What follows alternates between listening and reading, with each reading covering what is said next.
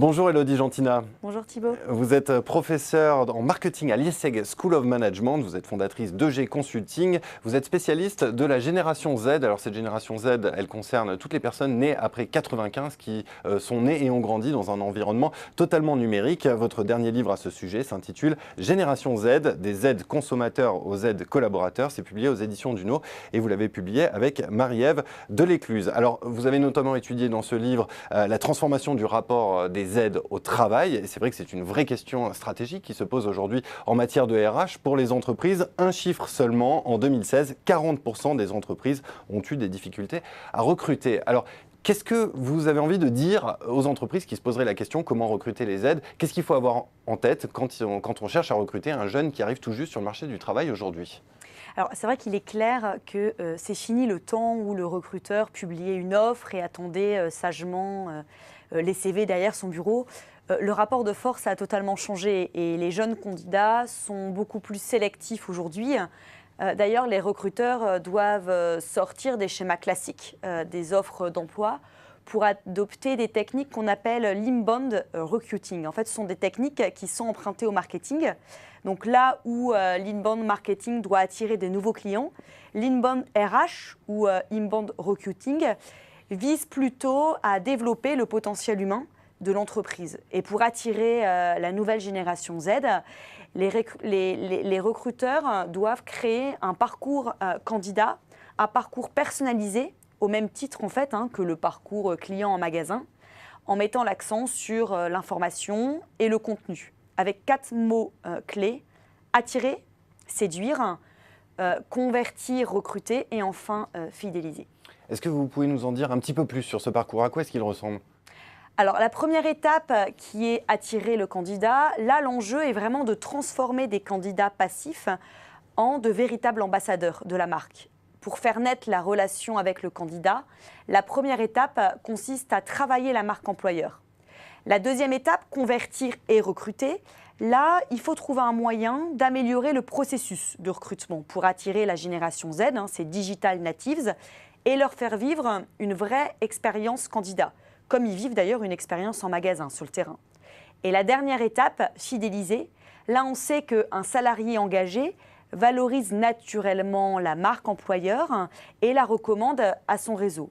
Donc pour cela, les Z attachent plus d'importance au réseau social qu'au diplôme. Et donc on comprend bien pourquoi, pour les Z, la cooptation, c'est un moyen efficace de recruter les meilleurs et les jeunes talents.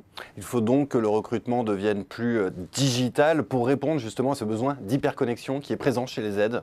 Oui, c'est exact. Je préconise d'aller là où les jeunes de la génération Z se trouvent. Ils se trouvent où? Sur les mobiles et sur les réseaux sociaux. Donc c'est terminé le temps de Facebook. On est vraiment là sur Snapchat, par exemple. 75% des utilisateurs de Snapchat ont moins de 22 ans. Donc Snapchat, aujourd'hui, est non seulement un des réseaux préférés des jeunes dans leur vie quotidienne, mais c'est aussi devenu récemment une plateforme de recrutement à part entière. AXA Bank utilise Snapchat pour recruter les jeunes. McDo a lancé une campagne Snap Application en 2017 aux États-Unis et en Australie. Aujourd'hui, les entreprises recrutent même sur les applis de rencontres comme Tinder. Ça a été le cas pour Amazon, qui a utilisé l'appli de rencontre pour recruter des ingénieurs pour son service cloud. Donc les Z sont nés et vivent dans l'ère du digital, ce qui change le rapport au temps, à l'espace. Ils recherchent l'immédiateté, ils privilégient les messageries instantanées plutôt que les mails. Et le glissement du mail et des réseaux sociaux numériques vers la messagerie instantanée va laisser entrevoir un nouveau type de recrutement qui est plutôt un recrutement en temps réel, en instantané, grâce aux chatbots. Et bien que les grandes sociétés high-tech utilisent des chatbots depuis déjà une décennie, l'arrivée de ces robots conversationnels pour recruter les jeunes candidats est plutôt récente. Vinci, Mazars, La Poste, Adecco ont lancé leur premier chatbot pour recruter les nouveaux candidats Z. Alors on a l'impression que ce recrutement, effectivement, il devient plus mobile, plus digital et du coup que la partie humaine, rapport humain, diminue fortement. Quelle est cette place qu'il reste aujourd'hui à ce rapport humain dans les pratiques de recrutement? Oui, paradoxalement, face au mode de recrutement qui se digitalise de plus en plus, On est face aussi à, en quelque sorte, une réhabilitation des fondamentaux, centrée sur l'homme, je dirais. Donc la génération Z, les Z ont des aspirations qui sont assez contradictoires. On a l'impression, ils le sont, ultra connectés, mais en même temps, ils sont dans une quête de sens et d'authenticité.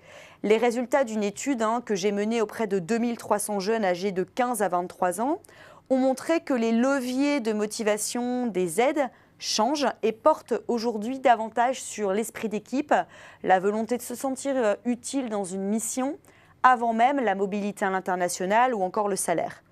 Et là, les recruteurs devront revoir leur approche pour attirer ces jeunes en mettant en place un mode de recrutement plus digital et mobile, mais tout en plaçant l'humain, le candidat, au centre de leurs préoccupations. Alors justement, comment est-ce qu'on peut faire pour concilier, pour articuler ces aspects à la fois digitaux et humains? Quelles sont les bonnes pratiques RH que vous pourriez recommander? Alors un exemple, ça peut être la gamification. Là, les entreprises se lancent dans des jeux de rôle adaptés pour recruter les jeunes talents en recourant par exemple à des business games ou à des escape games. Donc ça a été le cas avec L'Oréal qui a lancé son Reveal by L'Oréal, qui est un jeu pédagogique en ligne pour recruter des stagiaires partout dans le monde.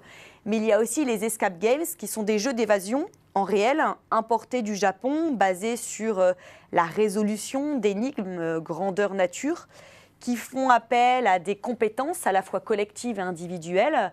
Renault, par exemple, a lancé sa première opération d'escape game. Et là, les candidats étaient enfermés pendant 1 heure dans des pièces à thème pour retrouver le trésor et le coffre-fort. Donc, en fait, l'escape game ou les business games satisfont à la fois le recruteur, mais aussi le candidat. Le candidat, pourquoi? Parce qu'il travaille en groupe sous un angle humain dès la première étape, le recrutement, mais aussi le recruteur, puisque le recruteur peut attirer une meilleure analyse en fait, des candidats qui sont en mouvement à travers une mise en situation réelle. Eh bien, merci beaucoup, Élodie Gentina. Et pour ceux qui se posent des questions sur cette génération Z, de nombreuses questions, eh bien, je renvoie à votre livre Génération Z, des Z consommateurs, aux collaborateurs, aux éditions d'Uno. Il est question de recrutement, mais bien évidemment de bien autre chose. Merci encore, Élodie Gentina. Merci Thibault.